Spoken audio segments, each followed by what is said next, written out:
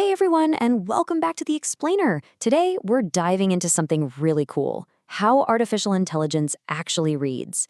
And I don't just mean skimming a simple text file. We are talking about digesting highly complex, visually dense documents without literally melting our hardware in the process. We're unpacking a brand new research paper on a model called Miner U2.5, and honestly, it completely flips the script on how we handle efficient, high-resolution document parsing. Okay, let's dive into this. Have you ever actually stopped to imagine the sheer computational power it takes to read every tiny pixel of a dense academic paper or a financial report that's just packed full of tiny graphs and footnotes? You know, when we look at a page, our human brains instinctively know, okay, here's a title, here's a paragraph, oh, and there's the margin.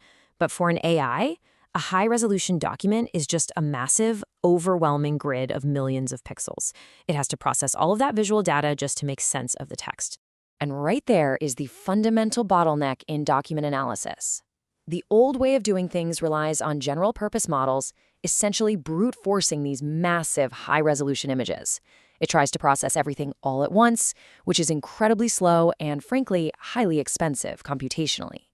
But the new way, which is what we're looking at today, uses what's called a decoupled parsing strategy.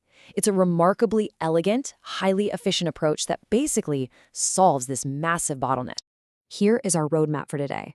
We'll start with the high-res headache, then enter Miner U2.5, break down Stage 1 layout analysis, move into Stage 2 content recognition, and finally, look at the results and impact.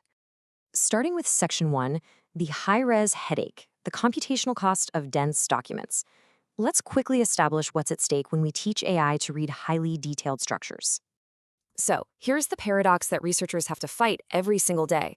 If you want a model to catch, say, tiny superscripts in a math formula or the exact borders of a data table, you absolutely require high resolution. There's just no getting around it. But processing the entire document at that high resolution, it's a computational nightmare. Every blank space and wide empty margin gets processed with the exact same heavy weight as the dense text itself. It's just wildly inefficient.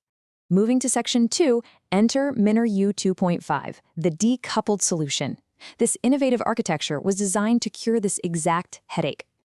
Now, what's really interesting about this slide is the sheer scale. Miner U2.5 is a 1.2 billion parameter document parsing vision language model. That massive number means we're looking at a highly sophisticated engine, one that's capable of understanding both the visual page layout and the natural language on it. But what actually makes it fast is its decoupled architecture. Decoupling just means that instead of brute forcing the entire resource-heavy task at once, it separates it. It breaks the job into global layout analysis on one side and local content recognition on the other to totally maximize efficiency. So here is that coarse-to-fine two-stage parsing strategy mapped out for you.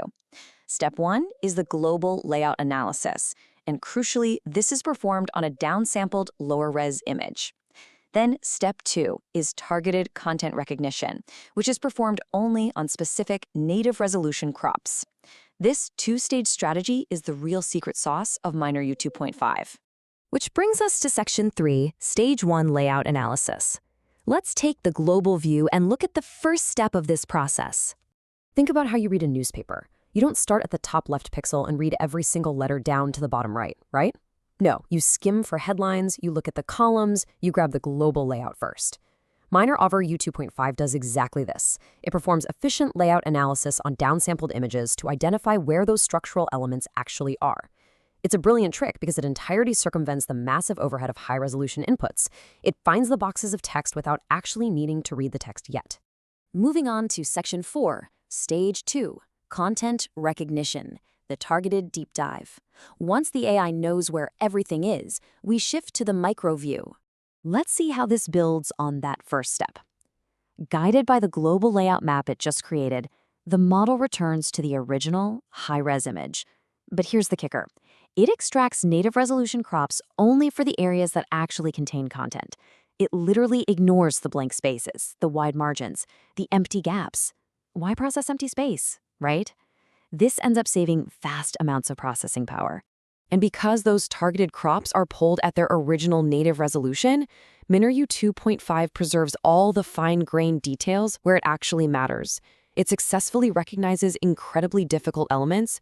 We're talking dense text, Complex mathematical formulas, intricately formatted tables.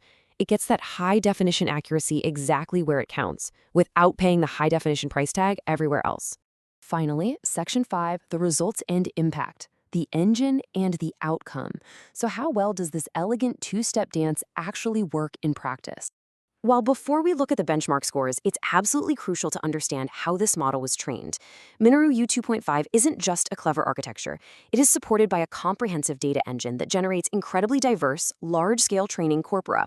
This data was used for both pre-training those 1.2 billion parameters and fine-tuning them. It's seen a massive variety of document layouts, which is a huge part of why it's so accurate. And this brilliantly illustrates the real-world impact. When you benchmark Miner U2.5 against older general-purpose or even domain-specific models across different recognition tasks, the results are night and day. Those older models suffer from higher computational costs and lower task accuracy.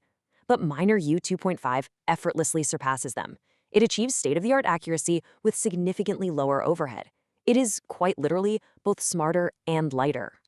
And you don't have to take my word for it.